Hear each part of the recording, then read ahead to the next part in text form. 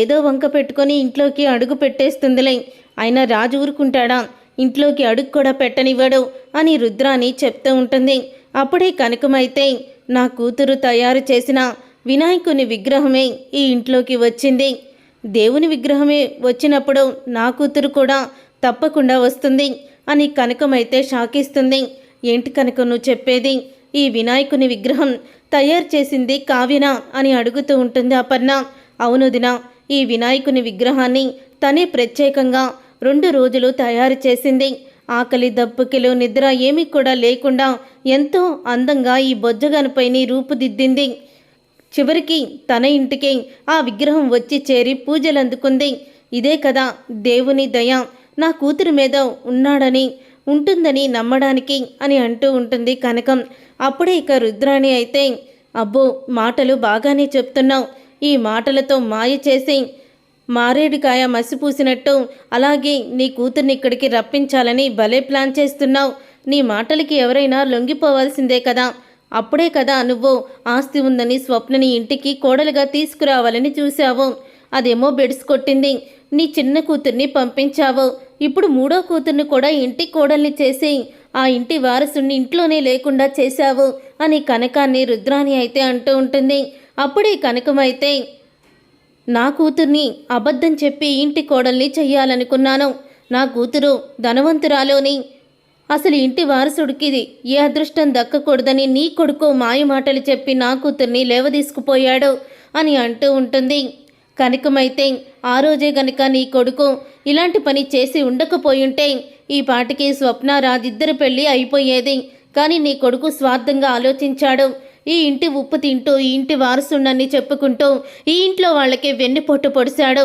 నువ్వేం తక్కువ, మేము పేదింటి వాళ్ళమని తెలుసుకొని స్వప్న వెళ్ళిపోయిందని తెలుసుకొని ముసుగు వేసి నా కూతుర్ని పెళ్లి పీటల మీద కూర్చోబెట్టి దులిపేసుకున్నావు చేతులు.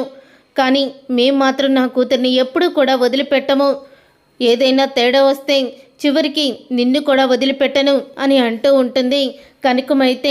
ఇక కనకం అన్న మాటకి అప్పుడే ఇక రుద్రాణి అయితే చెప్తూ ఉంటుంది, అసలు ఏం చూసుకొని మీకు ఇంత పొగరు అని అడుగుతూ ఉంటుంది రుద్రాణి. అప్పుడే ఇక కనకమైతే, చూడు రుద్రాణి గారు, నేనేమి మీతో గొడవ పెట్టుకోవాలని రాలేదు అని చెప్తూ ఉంటుంది కనకమైతే. వదిన గారిని పలకరించడానికి వచ్చాను అంతే తప్ప నాకు వేరే ఉద్దేశమేమీ లేదు అని కనకం అంటూ ఉంటుంది. అప్పుడే ఇక రాజు దగ్గరికి వెళ్ళి, నా కూతుర్ని ఇలాంటి వాళ్ళ చేత ఎన్ని మాటలు అనిపిస్తారు బాబు, తనేం తప్పు చేసింది అని అడుగుతూ ఉంటుంది కనకం. అప్పుడే రాజు అయితే, తప్పు చేసింది తను కాదు, నేను తనని భారీగా ఒప్పుకొని నేను తప్పు చేశాను అని రాజు అయితే అంటూ ఉంటాడు. అసలు నా చెల్లిలో నీకు నచ్చింది ఏంటి అని స్వప్న అయితే అడుగుతూ ఉంటుంది. అప్పుడు ఇక రాజు అయితే, స్వప్న అన్ని విషయాలు తెలిసి కూడా ఎందుకు నువ్వు మాట్లాడుతున్నావు అలాగా అని అంటూ ఉంటే అప్పుడే ఇక సీతారామయ్య దగ్గరికి వెళ్ళి కనకం అయితే అంటూ ఉంటుంది, ఇదే వినాయక చవితి రోజున స్వప్నని ఇక్కడికి తీసుకువచ్చాను, ఈ ఇంటికి పరిచయం చేసి పెద్దింటికి కోడల్ని చెయ్యాలని తాపత్రయం పడ్డాను. కానీ ఇదే రోజు పోయిన సంవత్సరం కావ్య ఇంట్లో నుంచి వెళ్ళిపోయింది, కానీ వెనక్కి తిరిగి వచ్చేసింది.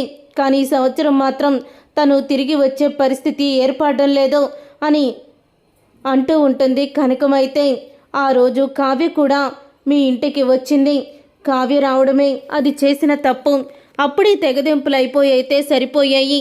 ఆ వినాయక చవితి రోజున కావ్య స్వప్నకి నాట్యం నేర్పించాలని అప్పటికప్పుడు తెరకట్టి ఆ తెర వెనకాలే డ్యాన్స్ కూడా నేర్పించింది. తన అక్కని కూడా తను ఒక మంచి స్థాయిలో చూడాలని ఎంతో తాపత్రయం పడిన మంచి మనిషి తను అని అంటూ కనకమైతే చెప్తూ ఉంటుంది. ఆ మాట విని ఒక్కసారే రాజైతే షాక్ అయిపోతూ ఉంటాడు. ఏంటి మీరు చెప్పేది అని అంటూ ఉంటే, అవును నేను చెప్పేది నిజం అని అనగానే ఆ రోజు తెర వెనకాలే ఉండి డాన్స్ చేసింది కావ్యనా అని అంటూ ఉంటాడు రాజ్. అవును అవును రాజ్, మా చెల్లి నాకు నేర్పించింది అని చెప్తూ ఉంటుంది. స్వప్న కూడా ఎంత పెద్ద తప్పు చేశాను అని రాజ్ అయితే అపర్ణ దగ్గరికి వెళ్ళి అపర్ణ చేతులు పట్టుకొని అంటూ ఉంటాడు, మమ్మీ నేను చాలా పెద్ద తప్పు చేశాను, చెయ్యకూడని తప్పు చేశాను అని అంటూ ఉంటే, ఏం చేసావురా నువ్వు, ఏం తప్పు పని చేసావు రాజ్, అని అడుగుతూ ఉంటుంది అపర్ణ. అయితే మమ్మీ, నేను ప్రేమించింది, పెళ్లి చేసుకోవాలనుకుంది, నా మనసు కోరుకుంది కళావతినే మమ్మీ, కళావతినే. అందుకని ఇప్పటి వరకు తనని మీకు గురించి భారీగా ఒప్పుకున్నాను, కానీ నా మనసు ఎప్పుడూ కూడా తనని భారీగా ఒప్పుకోలేదు. బహుశా తను భారీగా నాకు దగ్గర అవ్వడానికి కారణం నా మనసులో ఉన్న తన మీద ఉన్న ప్రేమ అని రాజు అంటూ ఉంటే, నువ్వేం చెప్తున్నావో అర్థం కావడం లేదు అని అంటూ ఉంటుంది అపర్ణ. అయితే నేనేం చెప్తున్నానంటే, అసలు ఏం జరిగింది ఆ రోజు నేను ఫంక్షన్లో ఆ నీడలో నాట్యం చేస్తున్న ఆ రూపాన్ని చూశాను. అప్పుడే ఆ రూపం నా గుండె లోతుల్లోకి వెళ్ళిపోయింది. తర్వాత తెర ముందుకు వచ్చి చూస్తే అప్పుడే అక్కడ స్వప్న ఉంది, కానీ కావ్య లేదు. స్వప్ననే నాట్యం చేసింది అనుకున్నాను. తన మనసుకి ప్రేమించడం మొదలుపెట్టింది నా మనసు అని అంటూ రాజైతే నిజాన్ని బయట పెడతాడు. అది విని ఒక్కసారే రుద్రాణి షాక్ అయిపోతూ ఉంటుంది. ఈ రాజుగాడు దాన్ని ముందు నుంచే ప్రేమిస్తున్నాడు, ఇప్పుడు ఇలా చెప్తున్నాడేంటి అని షాక్ అయిపోతూ ఉంటే అప్పుడే ఇక రుద్రాణి అయితే, రాజ్ అప్పుడు కూడా నిన్ను మోసం చేశారు, ఆ విషయం నువ్వు మర్చిపోకు, ఇవన్నీ కూడా గుర్తు చేసుకొని మళ్ళీ నీ భార్యని ఇక్కడికి తీసుకురావాలని ఆలోచించొద్దు అని అంటూ ఉంటుంది రుద్రాణి. అప్పుడు ఇక అందరికీ కూడా చాలా కోపం వస్తుంది. లేదత్తా, నా భార్యని నేను చాలా అవమానించాను, తనని చాలా మాటలు అన్నాను, కానీ తను ఎంతో ఓర్పుగా నేర్పుగా నాకు భార్యగా ఉంది తప్ప ఏనాడు కూడా నన్ను ఒక్క మాట కూడా అనలేదు. అలాంటి గొప్పదాన్ని నేను వదులుకున్నాను. లేదు, వెంటనే నేను నా భార్యని తీసుకొస్తాను అని రాజ్ అయితే బయలుదేరుతాడు. అప్పుడే ఇక రుద్రాణి అయితే, ఆగు రాజ్ అని రుద్రాణి రాజుని ఆపబోతూ ఉంటుంది. ఇక అపర్ణ అయితే రుద్రాణిని వెనక్కి తిరగమని ఇక చెంప పగలగొడుతుంది. అప్పుడే ఇక రుద్రాణిని కొట్టంగానే రాహుల్ అయితే, ఏంటత్తయ్య ఎందుకు మా అమ్మని కొట్టారు అని అంటూ ఉంటే, నువ్వు అడ్డొస్తే నిన్ను కూడా చంప పగలగొడతాను అని అపర్ణ అంటూ ఉంటుంది. అప్పుడే, ఏంటొదినా నేను చేసిన తప్పేంటి, ఎందుకు నువ్వు నన్ను కొట్టావు అని అంటూ ఉంటే, నిన్ను కొట్టాలా నరకాలా, నా కొడుకు నా కోడలి మీద ఉన్న ప్రేమని బయటపెట్టి తనని తీసుకురావడానికి వెళ్తూ ఉంటే మధ్యలో నువ్వెందుకు జోక్యం చేసుకుంటున్నావు, అసలు నీకేం అవసరం అని అంటూ ఉంటుంది అపర్ణ. అయితే అంటే నా కొడుకు కోడలు విడిపోవాలని నువ్వు గట్టిగానే కోరుకున్నట్టున్నావు, అందుకని ఆ రోజు నా కోడలు బయటికి వచ్చే వరకు తన మీద నిందలు వేసి నోటికొచ్చినట్లు మాట్లాడావు అని అంటూ ఉంటుంది అపర్ణ. అప్పుడే రుద్రాణి అయితే, చూసారా నాన్న, నా మీద ఎన్నెన్ని నిందలు వేస్తున్నారో అని అంటూ ఉంటుంది రుద్రాణి. ఇక అపర్ణ కొట్టిందని ఊరుకుంటున్నాను, ఈ సీతారామయ్య ఏ ఆడపిల్ల మీద ఇప్పటి వరకు చెయ్యి వెయ్యలేదు, కొట్టలేదు. నిన్ను కొట్టి నా వంశానికి నేను అప్రదిష్ట తీసుకురాలేను, అందుకని నేను ఒక నిర్ణయానికి వచ్చాను. ఒకవేళ నీ పద్ధతి మార్చుకోకుండా నువ్వు ఇలాగే ఉంటాను, ఇలాగే ప్రవర్తిస్తాను అంటే చెప్పు, వెంటనే నిన్ను బయటికి గెంటిస్తాను. ఎలాగైతే వచ్చావో అలాగే కట్టుబట్టలతోనే నిన్ను బయటికి గెంటుతాను అని అంటూ ఉంటాడు సీతారామయ్య. అది విని ఒక్కసారి రుద్రాణి షాక్ అయిపోతూ ఉంటుంది. ఇన్ని రోజులు నువ్వు ఇంట్లో ఏం చేసినా, ఎన్ని సమస్యలు సృష్టించినా నా కొడుకులు కోడళ్ళు ఎప్పుడూ కూడా నిన్ను ఒక్క మాట అనలేదు, బయటికి పంపించేయమని కూడా నాతో చెప్పలేదు. కానీ నువ్వు హద్దు మీరిపోయావు. నా మాటని గౌరవించి వాళ్ళు ఎప్పుడూ కూడా నిన్ను ఇంత కూడా మాట అనలేదు. కానీ ప్రతిసారి కూడా ఏదో ఒక విషయంలో నువ్వు గొడవ పడుతూనే ఉన్నావు. అందుకని నువ్వు వెళ్ళిపోతే తప్ప మా ఇంట్లో ప్రశాంతత ఉండదు అని సీతారామయ్య అంటూ ఉంటాడు. అది విని రుద్రాణి అయితే షాక్ అయిపోతూ ఉంటుంది. అప్పుడే రాహుల్ అయితే, తాతయ్య అమ్మకి నేను చెప్తాను అని లోపలికి తీసుకువెళ్ళిపోతాడు రుద్రాణిని. అప్పుడే ఇక రుద్రాణి అయితే రాహుల్తో అంటూ ఉంటుంది, రే రాహుల్, ఆ కావ్య ఇంటికి రాకూడదు. ఎవరు ముందైతే నన్ను అపర్ణ వదిన చంప పగలగొట్టిందో అందరి ముందు తను కూడా కట్టుబట్టలతో బయటికి వెళ్ళిపోయేలా చేస్తాను అని రుద్రాణి అంటూ ఉంటుంది.